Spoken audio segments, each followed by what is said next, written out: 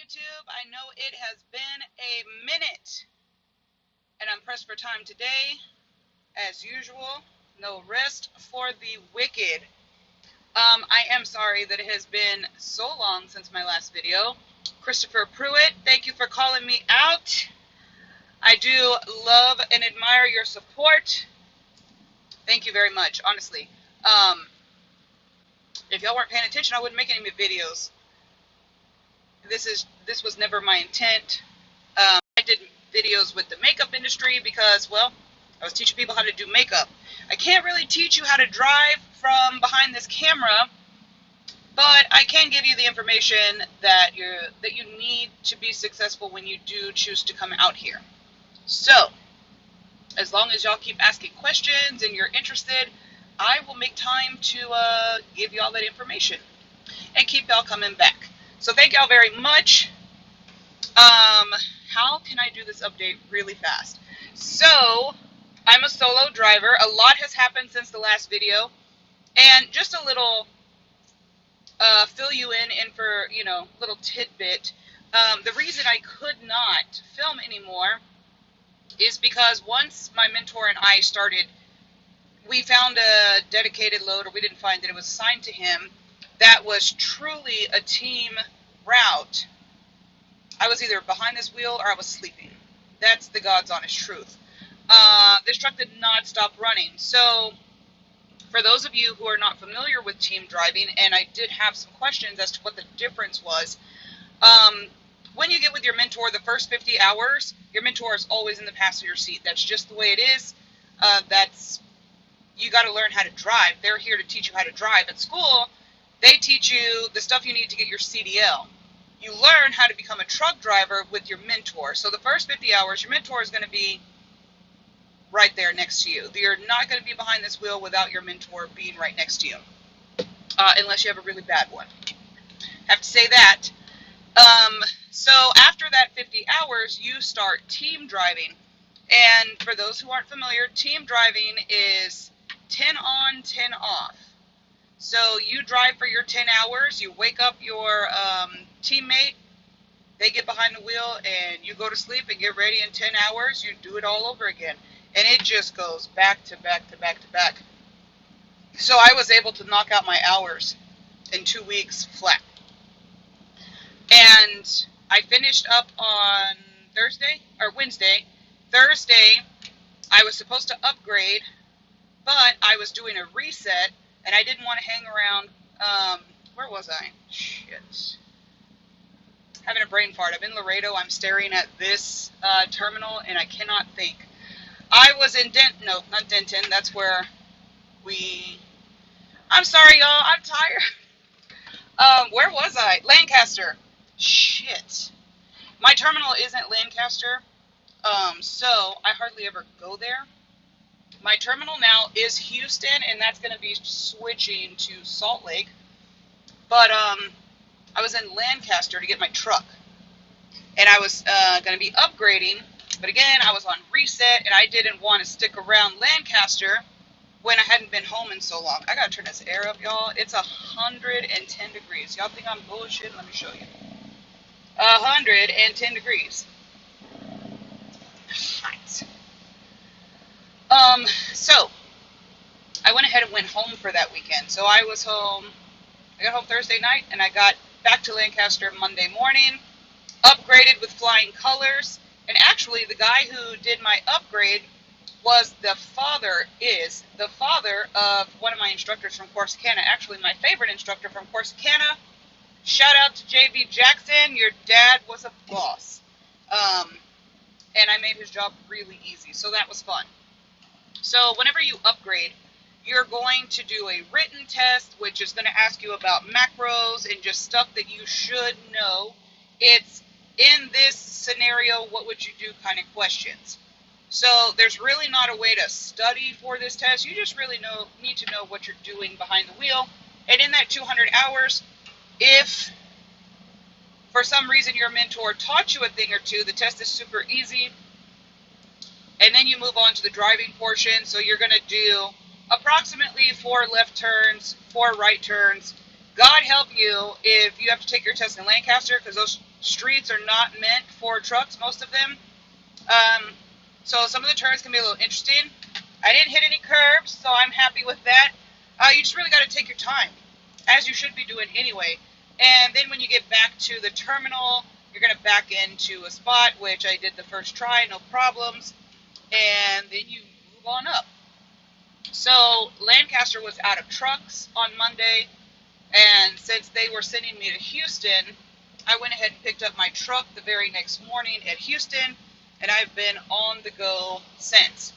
I am at the Laredo terminal right now because the truck that I got is very temporary. Y'all, now it's 112. What the actual fuck? It's hot in Laredo. I want to get the fuck out of here. It's been snowing in Colorado, and that's where the dedicated Target route was that I was on with my mentor. So I've been used to driving in the snow, up and down the mountains, and loving the 44-degree weather. This 112, it's not for me. So I gotta crank the air conditioner up. But anyways, I signed up. I could have taken a 2019 International. International is the only truck I did not want, primarily because, well, I think it's the, other than the Kenworth, of course, because that's not an option for us. Outside of the Kenworth, the International is the better driving truck. It drives really well. It's pretty quiet for the most part. But storage is for a Polly Pocket. The storage is really shitty. I already knew what appliances I wanted to put on my truck and what kind of space I needed, so I really wanted a Freightliner or a Volvo. So, my driver leader said, you know, I can offer you something. He said, if you're willing to sit in a 2016 Freightliner for 3 weeks, we'll ship you out, we'll get you a load going out to Phoenix, and then you can go pick up a 2020 Freightliner in 3 weeks. So, your girl is sitting in a 2016 Freightliner right now and loving every minute of it. Got my eye on the prize. So, whenever you get out here, if you come out here to Swift, don't feel like you don't have options. I have asked for stuff that I've wanted, and they've always given it to me. Negotiate for your own comfort. Now, I'm not saying go out there and be a spoiled brat. I do have a classmate. I'm not going to say we're friends, but we're acquaintances, and this person was 2 classes behind me. They're out there trying to negotiate for a brand new truck fresh out the door. It's not going to happen. Get in the truck, shut the fuck up, and get rolling. Like, be realistic with your request. Don't demand stuff. Swift is very, very good about accommodating. I mean, we have to live in this thing. This becomes our home. It's our job. We roll out the bunk. We get in the seat. We get going.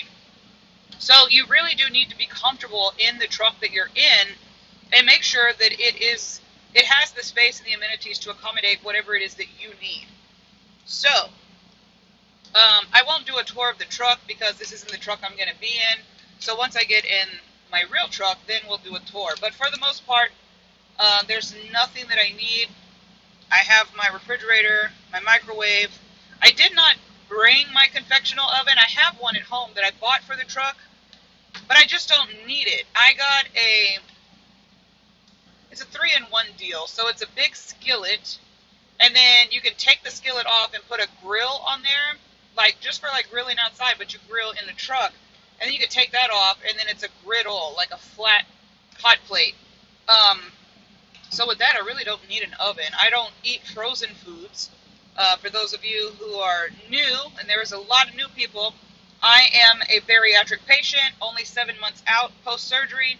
So my food selections are very interesting. While I can eat whatever I want, my body operates at optimum level if I only put meat, fruits, and vegetables. So that's what I do. So with the microwave, and the microwave is really just for warming up food. It's not for cooking. I use the griddle more than anything, and the skillet. So that's what I'm working with here. I have my my totes where my clothes go. So I maximize the space and make sure that it stays organized. Looking at the truck, you can't really tell that I live in here, other than my big Sons of Anarchy comforter on my bed, on my bunk, Everything has a place and a purpose, and I didn't bring anything that I didn't need.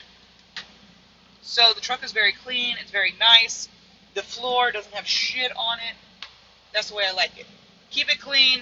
Nobody needs to get on your truck and see that you live in this bitch. Like, it's just, I've seen some trucks. I have seen some trucks. People got out their truck, they got trash falling out. Like, that's just, we stop 2 or 3 times a day. There's trash cans everywhere. Like, it doesn't make sense to just have shit all over your floor. It's just, I don't like clutter. So all my stuff is put up nice and neat. One thing that I will say that I'm having fun with, I'm trying to set myself up so that whenever I do become a mentor, which I'm not worried about that right now. I don't even know that I want to be a mentor. Just throwing that out there because I know some haters are going to come and be like, oh my God, girl, you're still driving? What the fuck are you doing? I've already heard it in the comments. And to those people, I say thank you. You make me push that much harder. But in the event that way down the road I choose to be a mentor, I want to make sure that my students have adequate space to put their stuff. Unfortunately, with one of my mentors, they had so much shit on the truck. I had to sleep with all of my shit in my bunk. And that's not ideal. They actually tell you in school, you know, bring this bag, bring that bag, make sure you have what you need. And the mentor that you get will have half of the, usually it's the cabinets behind the passenger seat. They'll have one, if not both of those, available to you to put your stuff away. That was not the case. And I originally only went on the truck with a duffel bag and my backpack. I had 2 backpacks though. But I got the Swift, what's it called? The Swift fucking duffel bag that has all your shit in it that you can get. I got that because there weren't many left, and the driver development person had asked me, they called, asked me if I had gotten it, and I said no. My original plan was to wait until I got my own truck so I wouldn't have the extra luggage, but they said by that point it was going to be too late, so I got it while I was there in Lancaster, and then it was just one more fucking thing that I had to carry. But when you're sleeping with all this shit on your bunk, my other mentor was very accommodating, had actually both of the cabinets behind the passenger seat available to me, and then I winded up putting like daily stuff in the little middle area behind his confectional oven, and life was great. I had all the space I needed and then some. So I want to learn to live on the truck without using the passenger cabinets, so that I don't get comfortable having all this shit in the truck, and then I gotta be inconvenienced whenever I put somebody on the truck. I'd rather just leave it empty and utilize the space that I'm going to utilize with or without another person on the truck. So that's just how I roll. You can do whatever you want. I just try to get myself as comfortable as possible for the long haul. I don't like to be making adjustments and doing all this and this. I like to get in a routine, get everything in a place, in an order. Keep it simple. That's it. We live in the truck. It's one big box. We don't have time to be making adjustments, hanging pictures and curtains, and it's not that kind of lifestyle. So, trying to think of all the questions. I should have wrote them down, but time is never on our sides out here. I still don't pee in a bucket. Actually, I had a conversation with a police officer, a state trooper at that. Pissing on your truck can send you to jail, just so you know. Starts out with a fine, can end up with jail and a suspended CDL. I thought about doing a video on it, but I knew I would catch a shitload of hate. So, just throwing that out there, your bodily fluids, and for those of you who shit on your truck as well, that shit is considered a biohazard, and we do not have the proper receptacles to dispose of said biohazards. The trash can is not a biohazard receptacle. So, in the event that you get pulled over, the trooper searches your truck and finds your piss bottle. you're getting a big old hefty $5,000 ticket. You continue to do this, it will go on your record, you get points, you can go to jail, and if you just won't fucking stop, they will suspend your license. You're hazarding not only the environment, but you're hazarding other people when you throw this shit in the receptacles or whatever you do with it. The cops don't know what you do with it. And of course, peeing in public has been and is still now and will always be against the law. Do people do it? Yes. Guys pull over all the time, squirt the dirt, whatever the fuck you want to say. Does it make it right? No. It's illegal.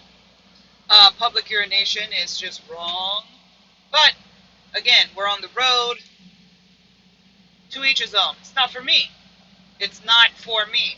Have I had to, I got asked that question, with my mentor, who was absolutely amazing, by the way. They actually put him with a student as soon as I got up there with my paperwork. And I was like, oh, I felt bad because he was really talking about taking some time off. They put another student on him. He is an amazing, amazing young man.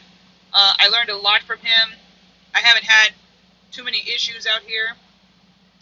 And the one issue I did have, it wasn't something that pertained to him and his route. He was reefer target dedicated. I'm dry van OTR. So, huge differences. And really the issue that I came into was I've usually been the person to go pick up the T-call, but out here, now I'm the T-call person. So there was just paperwork that I'm not used to doing. And when I got to the place, I thought I was supposed to drop off the trailer, which I was, but I had to go do this window, fill out this paperwork. It was a whole ordeal. But now, it's no big deal. It's just something new I needed to learn. It wasn't his fault at all. Excuse me. So, yes, I got asked.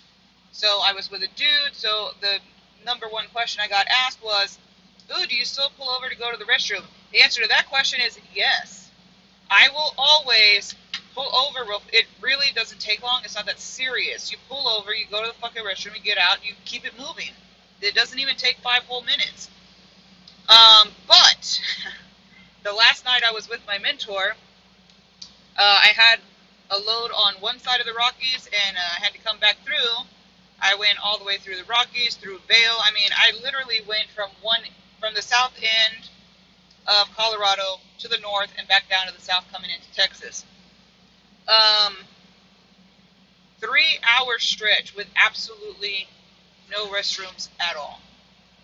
And I had already been on the road an hour and a half before that, before I got to the mountain. He had to go to the restroom. I had to go to the restroom. Luckily, I had Starbucks that day. I utilized that cup. So, am I above going to the restroom in the truck? No. If I need to, I will. Please believe I held it until I couldn't hold it no more. And it was pitch dark. It was 2 o'clock in the morning in the mountains. Well, actually, we were in a national forest up in the mountains. Very, very pretty during the day, probably. But at night, you couldn't see your hand in front of you. So I did not mind closing this curtain and go and pee in the cup. And that was it. Do I want to make a habit of that? Not at all. Especially since I know it's illegal. I try not to break the law. I don't know about you. I don't know what your mommy and daddy taught you. But really try not to break the law. So, being solo updates, I fucking love it. I can jam out to my music. Nobody's going to tell me turn it up, turn it down. I got my headset, so my family can contact me now, and all I got to do is push a button. Actually, all I got to do is tell the bitch to answer the phone. I don't have to pick up my phone to dial. You just tell it to dial whoever, and it does. It's pretty cool getting into your own schedule, your own routine, and it's 114. I gotta get on the road. Time is just it's part of our job. I mean, it is our job. So getting used to the timing of everything took like a whole day, maybe. And there were some things that happened that were out of my control. So when you do drive-in, you always got to go find this empty trailer stuff when you're starting out. Normally, once you get started, like I haven't had to look for an empty trailer since, because I just keep going trailer to trailer to trailer. But Swift sent me somewhere to go get a trailer. They didn't have no Swift trailers at that location. Swift sent me to another place to get a trailer. They had no Swift trailers at these places. 4 places I had to go, and finally, not only did they have the trailer, the people at the UPS where the trailer was, they actually brought it to me. The yard dog brought it to me, so all I had to do was back up and take it. That was great. But 4 hours of my clock was wasted going to all these different locations looking for trailers. So, number one question is, shouldn't Swift know where their trailers are? That was my question, and please believe I asked. Yes, Swift should know where their trailers are, and those trailers were supposed to be there, but they had issues with drivers taking wrong trailers, and I thought that was a little bizarre. But then later, when I went to go drop that trailer at my destination and pick up the loaded one, there was 3 Swift trailers. I got mine. Always match that shit up to your paperwork, because the 2 dudes next to me took off. I met up with one of them at the weigh station a little ways away. He picked up the wrong trailer. They picked up each other's trailer. So he had to go all the way back 62 miles, wait for this dude, and then they had to switch and then go away and do all this shit again. So, time. Take your time, take your time, take your time. Make sure that you're reading everything. Make sure you got the right shit. And really just don't even start your clock until you know that there's no monkeys out here throwing monkey wrenches in your bullshit, because once that clock starts, nothing in the world's going to stop it. So you just really don't want to start that clock until you know that you got all your ducks in a row and you're ready to get it going. So, on that note, I need to get going. My load is right here at the terminal, and it doesn't have to be delivered. I'm going 187 miles, which is only 3 hours, and it doesn't have to be there until 7 o'clock tomorrow night. But I like to be early, not late. We don't want to be late.